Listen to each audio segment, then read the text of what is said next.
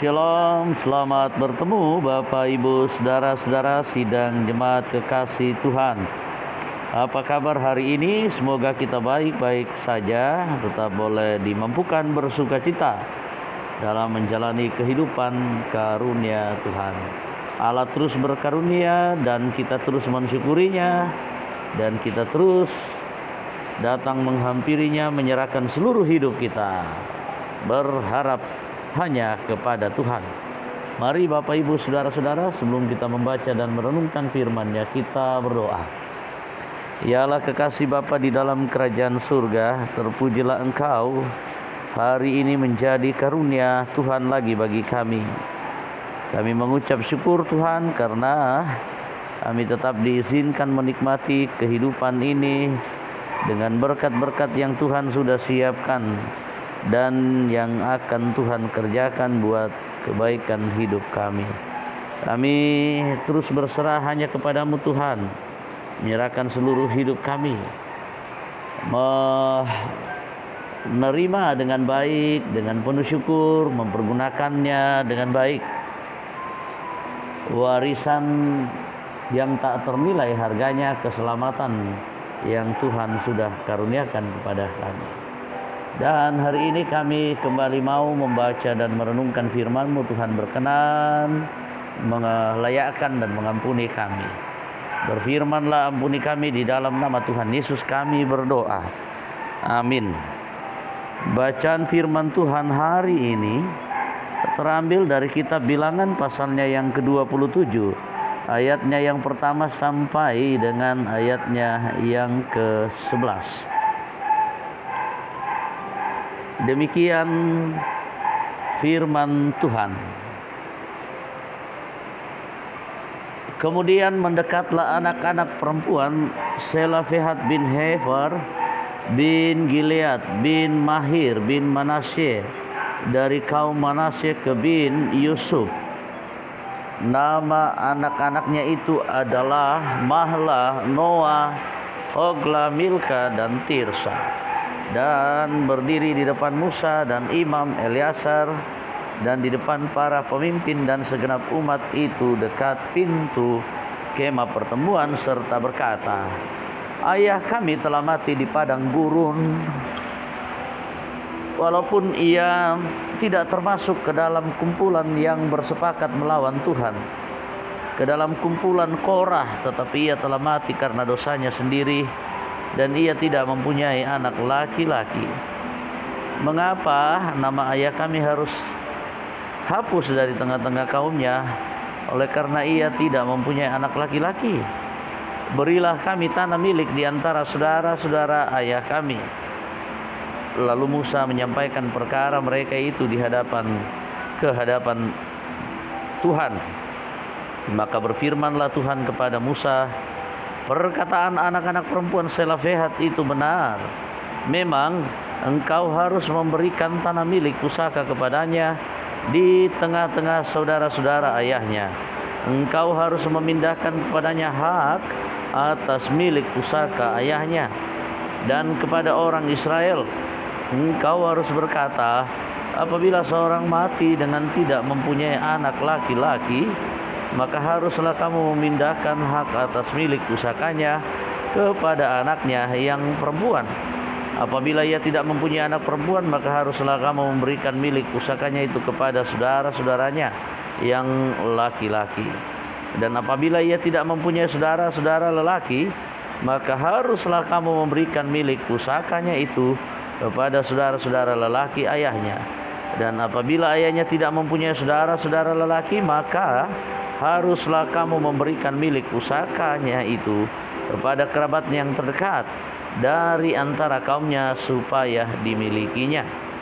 Itulah yang harus menjadi ketetapan hukum bagi orang Israel, seperti yang diperintahkan Tuhan kepada Musa. Amin. Firman Tuhan. Yang berbahagia kita sekalian yang boleh mendengarkan dan merenungkan firman-Nya. Tetapi yang lebih berbahagia adalah kita yang dimampukan melakukan firman Tuhan. Nah, mari kita renungkan tema firman Tuhan dalam sorotan tema ahli waris dalam Kristus. Makmana lan Kristus. Here is in Christ. Nah, Bapak Ibu saudara-saudara yang kekasih dalam Tuhan, adakah di antara kita yang merasakan ketidakadilan di sekitar pembagian harta warisan? Lalu bagaimana sikap Anda? Nah, perikop kali ini Musa diperhadapkan dengan persoalan ahli waris, khususnya kasus anak-anak perempuan Selofehad yang meminta hak waris karena Selofehad sendiri tidak memiliki anak laki-laki. Ayatnya yang pertama sampai dengan ayatnya yang keempat. Ketika seorang wafat pada saat itu, maka tradisi yang berlaku adalah anak-anak laki-laki akan membagi-bagi harta milik ayahnya, dan yang sulung akan menerima 2 kali lipat. Sedangkan anak-anak perempuan tidak mendapat warisan. Sebab dari sang ayah biasanya mereka hanya akan menerima hadiah yang sangat banyak saat mereka menikah. Bila suatu keluarga hanya memiliki anak perempuan, maka harta waris akan diberikan kepada saudara laki-laki sang ayah. Itulah yang membuat anak-anak perempuan Selofehad merasa bahwa hal itu tidaklah adil. Itulah keluhan anak-anak perempuan Selofehad dan membawa perkara itu kepada Tuhan dalam ayatnya yang kelima. Tuhan kemudian menyatakan, bila suatu keluarga tidak memiliki anak laki-laki, maka anak perempuannya boleh berbagi harta warisan. Ayatnya yang ke-8, jika keluarga itu tidak memiliki anak, maka harta warisan itu akan dimiliki oleh keluarga terdekat. Ayat yang ke-9 sampai dengan 11. Nah, Bapak Ibu saudara-saudara yang kekasih di dalam Tuhan, di dalam Yesus Kristus kita sebagai orang yang percaya telah menerima harta warisan, yakni warisan keselamatan. Warisan harta di dunia memang penting, tetapi yang lebih penting adalah warisan keselamatan. Nah, oleh karena itu Bapak Ibu saudara-saudara, jangan pernah kehilangan harta warisan yang sudah menjadi hak kita. Dalam Yesus Kristus warisan keselamatan telah dinyatakan.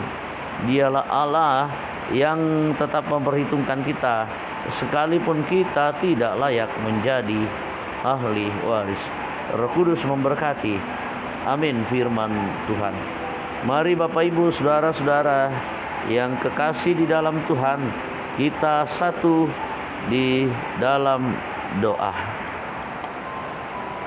Syukur kepadamu ya Bapa di surga, buat perkara indah yang Tuhan nyatakan. Waktu dan kesempatan bagi kami Engkau terus berikan, di mana kami boleh menyiapkan waktu kami untuk bersama-sama membaca dan merenungkan firman kebenaran-Mu.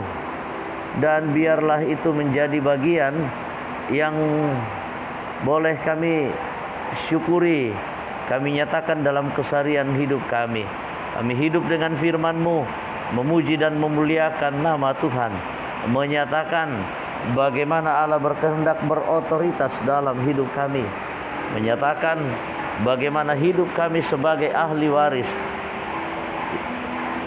keselamatan, kehidupan kekal yang Tuhan sudah berikan. Kami percaya seluruh jemaat-Mu Tuhan berkati, yang bergumul karena sakit penyakit seperti yang dialami oleh anak kekasih Teresia Samben yang dirawat di rumah sakit. Tak terkecuali juga beberapa umat-Mu yang berada di dalam kelemahan tubuh, yang sudah sekian lama didoakan, yang masih terbaring lemah di rumah dan di rumah sakit. Ada Nyonya Peter Tena, Bapak Yakobus Pagiling, Penatua Nyonya Selvi Besilambi, Saudari Mercy Samben, Nyonya Yohana Bura, Nyonya Hermin Bongga, Ibu Adolfina Tilang, Bapak M. Pasalongan, Manggala Pasalongan, Saudara Naftali Minna, Ibu Matilda Tibisela, Nyonya Margareta Sarra, Bapak Stefanus Pakurung, Nyonya Ludia Kandola, Bapak Karel Paranoan, Nyonya Margareta Kobong, Oma Keti, Saudari Liliani, Nyonya Erniati Tangaran, Bapak Oni S. Lakbur Lawal, Bapak Yusuf Rante, Bapak Profesor TR Andi Lolo, Nyonya Simon Tando, Nyonya Matius Ruru, Diaken Nyonya CH Dengan, Nyonya Dorce Tumembo, Nyonya Esther Zainuddin, Bapak Yulius Dengan, dan Bapak Yohanes Gadi. Dan mungkin masih banyak lagi. Berikan yang terbaik, kuatkan iman pengharapan kami, sembuhkan mereka yang berduka cita, keluarga Bapak Markus sampai Pandek yang berduka karena seorang keluarga meninggal di Toraja. Tak terkecuali juga dengan keluarga Bapak Ardianto Ranggo yang berduka karena kehilangan mertua terkasih. Kuatkan dan hiburkan mereka. Segenap hidup kami Tuhan, kami serahkan dalam tangan-Mu.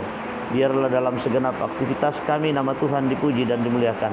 Lindungi kami dalam situasi pandemi COVID-19 ini. Kiranya keadaan ini segera berlalu. Pemerintah bangsa dan negara kami pakai mereka untuk menyatakan kebijakan-kebijakan yang berpihak baik kepada banyak orang. Juga kami berdoa buat keluarga kami dimanapun mereka berada. Berkati dan lindungi mereka. Kami serahkan hidup kami kepadamu Tuhan. Tolong kasihi dan lindungi kami semuanya. Ampuni kami, sambut sempurnakan. Di dalam nama Tuhan Yesus kami berdoa. Amin. Demikian renungan firman Tuhan, renungan Tuhan saat ini. Berbahagialah kita Bapak Ibu Saudara-saudara yang sudah diberikan waktu dan kesempatan oleh Tuhan untuk membaca dan merenungkan firman-Nya. Tetapi bagaimana supaya kita dimampukan oleh Tuhan sendiri mengaminkan firman-Nya dalam hidup kita sehari-hari. Tuhan akan menolong kita. Shalom, salam sejahtera bagi kita. Tuhan memberkati. Sampai jumpa.